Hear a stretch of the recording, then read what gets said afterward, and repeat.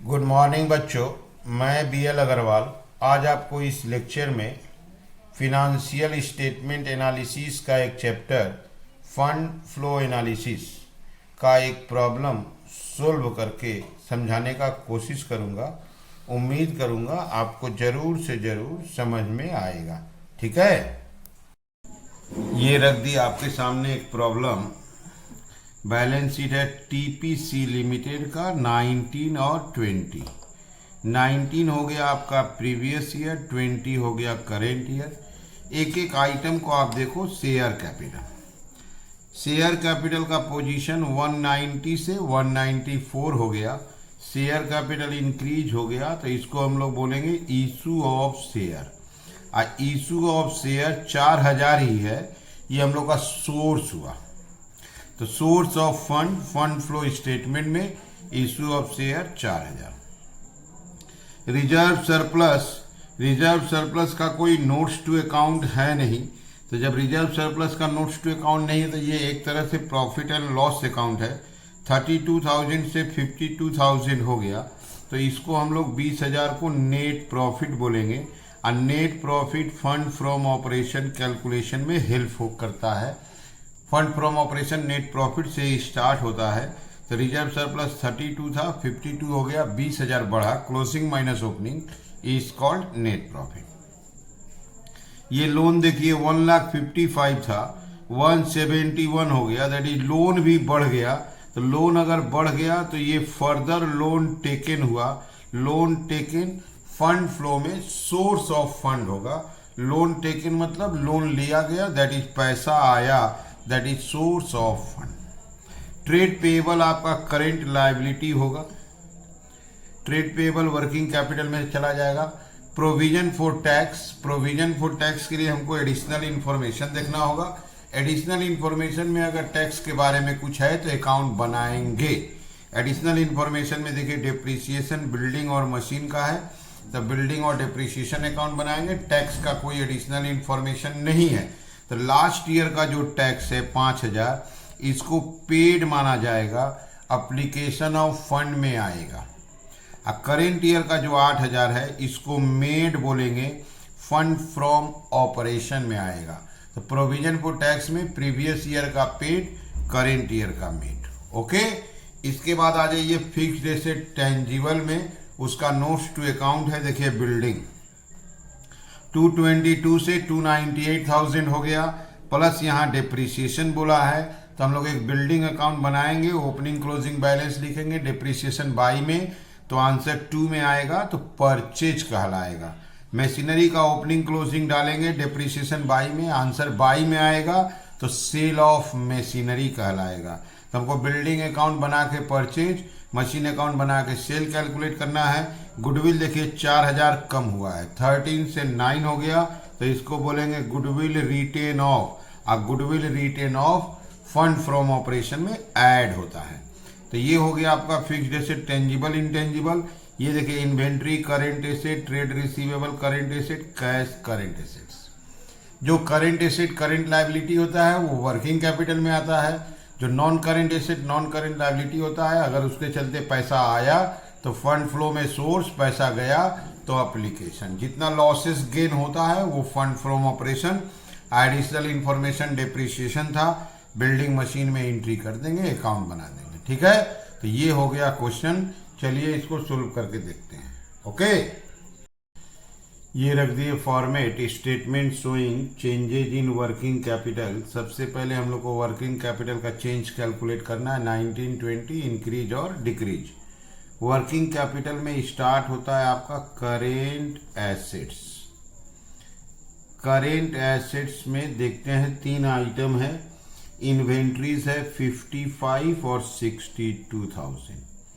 Inventories first year में 55,000, second year में 62,000, that is 7,000 increase हो गया। ट्रेड रिसीवेबल का देखते हैं। ट्रेड रिसीवेबल है 25,000, 27,000, 2,000 रुपया इंक्रीज हो गया। कैश है आपका 14,000, बगल में है 20,000, दैट इज 6,000 इंक्रीज हो गया। 3 करेंट एसेट था, तीनों लिख दिए, साथ में इंक्रीज निकला, तीनों का इंक्रीज निकला।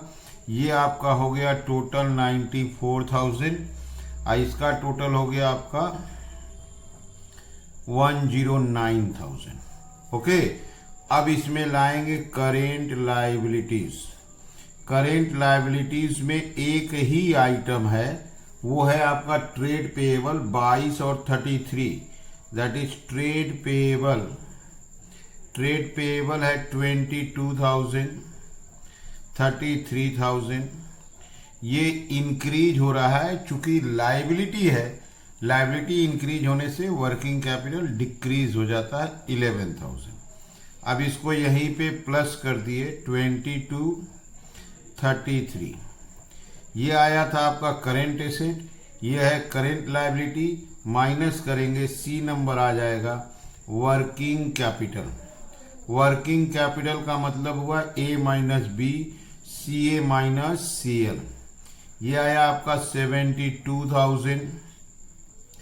ये आएगा आपका 109 में से 33,000 माइनस करना है,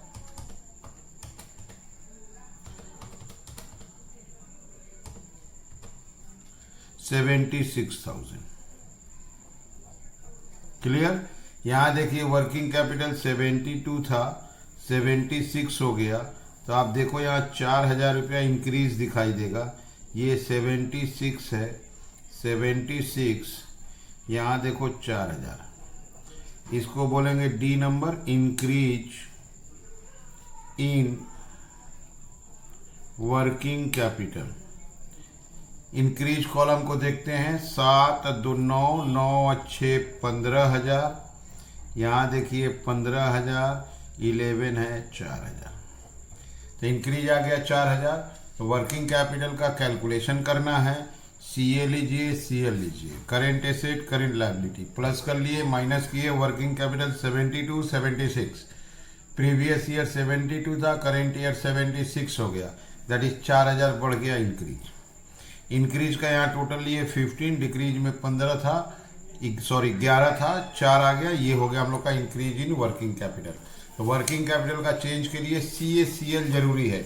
आप एक बार क्वेश्चन को देखो, ये हम लोग का इन्वेंट्री, ट्रेड रिसीवेबल, कैश, ये 3 करेंट एसेट था, ये करेंट लायबिलिटी था, इससे हम लोग वर्किंग कैपिटल कैलकुलेट कर लिए। ठीक है, उसके बाद हम लोग बनाएंगे fund flow statement. Fund flow statement में सोर्स की तरफ सबसे पहला आइटम होता है फंड फ्रॉम ऑपरेशन। अगर पैसा आया है तो सोर्स में लिखना है, अब पैसा यूज हुआ है तो एप्लीकेशन में। फंड फ्रॉम ऑपरेशन को कैलकुलेट करने के लिए अलग से एक वर्किंग करेंगे जो स्टार्ट होगा आपका नेट प्रॉफिट से। Net profit closing balance reserve surplus का 52,000 था, ओपनिंग बैलेंस 32,000 था, तो नेट प्रॉफिट आपका हो गया 20,000। इसमें हम लोग ऐड करेंगे नॉन ऑपरेटिंग या फंड एक्सपेंसेस। ठीक है, थोड़ा आप इसको एक बार देख लो। ये देखो रिजर्व सरप्लस था, रिजर्व सरप्लस यहाँ देखो 52, 32, 20,000 नेट प्रॉफिट लिए। अब हम लोग एसेट साइड से स्टार्ट करते हैं। टेंजिबल एसेट्स में यहाँ देखिए बिल्डिंग है, बिल्डिंग अकाउंट बनाएंगे, मशीन है, मशीन अकाउंट बनाएंगे, उनका डेप्रीसिएशन यहाँ बताया हुआ है, डेप्रीसिएशन को उनके बाई में रिकॉर्ड करेंगे। डेप्रीसिएशन फंड फ्रॉम ऑपरेशन में भी आता है। अब प्लस यहाँ से परचेज सेल निकलेगा जो फंड फ्लो में आएगा, purchase money application, sale money source. यहाँ देखिए गुडविल 13 से 9 हो गया, ये 4,000 रिटर्न ऑफ, ये फंड फ्रॉम ऑपरेशन में आएगा, उसी को पहले लिख देते हैं goodwill written off, goodwill written off 4,000। अब यहाँ आपके सामने लैंड एंड बिल्डिंग अकाउंट रख दिए।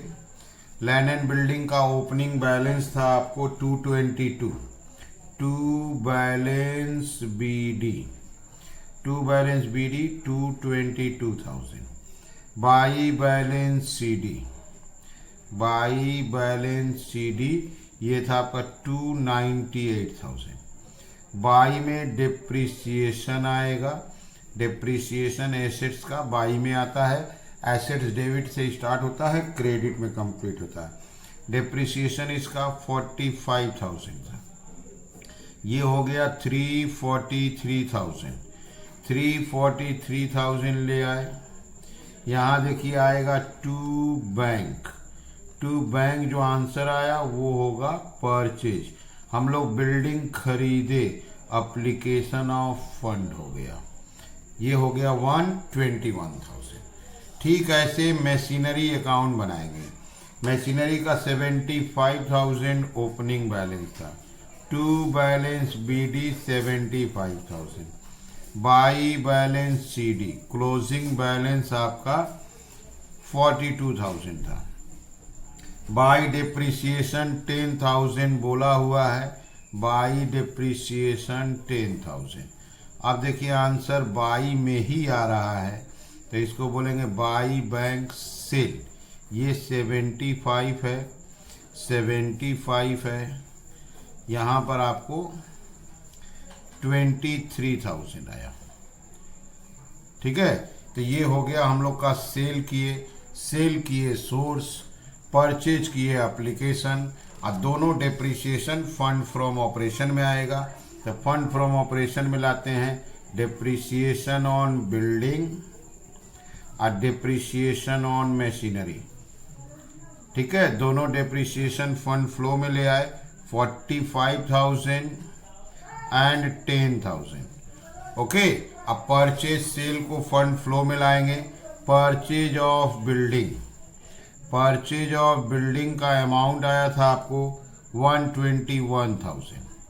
और सेल ऑफ मशीनरी सोर्स में लाएंगे, सेल ऑफ मशीनरी का अमाउंट था आपको 23,000। ओके, तो एक बार आप इसको देख लो फिर से। लैंड एंड बिल्डिंग का ओपनिंग क्लोजिंग दिए, डिप्रिसिएशन लिख दिए, परचेज आ गया एप्लीकेशन। मशीनरी का ओपनिंग क्लोजिंग लिख दिए, डिप्रिसिएशन लिख दिए, सेल आ गया, सेल हो गया सोर्स, और डिप्रिसिएशन आ गया फंड फ्रॉम ऑपरेशन में। इसके पहले गुडविल रिटेन ऑफ कर चुके हैं, तो ये हम लोग का फिक्स्ड एसेट का काम हो गया। जो बचा है करेंट एसेट है, ये वर्किंग कैपिटल में हो चुका है। यहाँ देखो आप शेयर कैपिटल 4,000 बढ़ा था, लोन यहाँ देखो आपका लोन टेकन 16,000 रुपया लोन बढ़ा था। शेयर बढ़ना इशू ऑफ शेयर सोर्स कहलाता है, लोन भी इंक्रीज हुआ, ये भी सोर्स कहलाएगा। और रिजर्व सरप्लस को नेट प्रॉफिट में ले चुके हैं, तो सोर्स में लिखते हैं इशू ऑफ शेयर और loan taken. Issue of share, issue of share आपका आएगा, शेयर इशू हुआ था 4,000 का, और लोन टेकन आपका 16,000। इसके अलावा क्वेश्चन में टैक्सेशन था, प्रीवियस ईयर का टैक्स को पे करेंगे 5,000 और करेंट ईयर का मेड करेंगे 8,000। करंट लायबिलिटी का काम हो चुका है और कोई नोट्स टू अकाउंट में आइटम भी नहीं है। ठीक है, तो यहाँ पे लाते हैं provision for tax paid, previous year का पे कर दिए 5,000 और करेंट ईयर का 8,000 था। फंड फ्रॉम ऑपरेशन में लाएंगे provision for tax, provision for tax 8,000। Fund from operation का आंसर कर लेते हैं, 67,000 आया और ये हो गया आपका 87। This is called fund from operation. Fund from operation 87, इसको सोर्स में लिख देंगे 87,000। वर्किंग कैपिटल का इंक्रीज आया था 4,000, इंक्रीज इन वर्किंग कैपिटल देखिए 4,000, इसको एप्लीकेशन में दे देंगे इंक्रीज इन वर्किंग कैपिटल 4,000। ये फंड फ्लो कंप्लीट हुआ, दोनों साइड का टोटल इक्वल होना चाहिए 1,30,000। इधर भी आ गया 1,30,000। ठीक है, देखिए दोनों साइड का टोटल 1,30,000 आ गया। तो फंड फ्लो स्टेटमेंट में सबसे इंपॉर्टेंट होता है फंड फ्रॉम ऑपरेशन, उसको एक अलग वर्किंग किए थे। नेट प्रॉफिट था, depreciation, goodwill written off, provision for taxation 87 आया। बिल्डिंग अकाउंट, मशीन अकाउंट बनाए थे जहां बिल्डिंग में परचेज और मशीन में सेल आया था।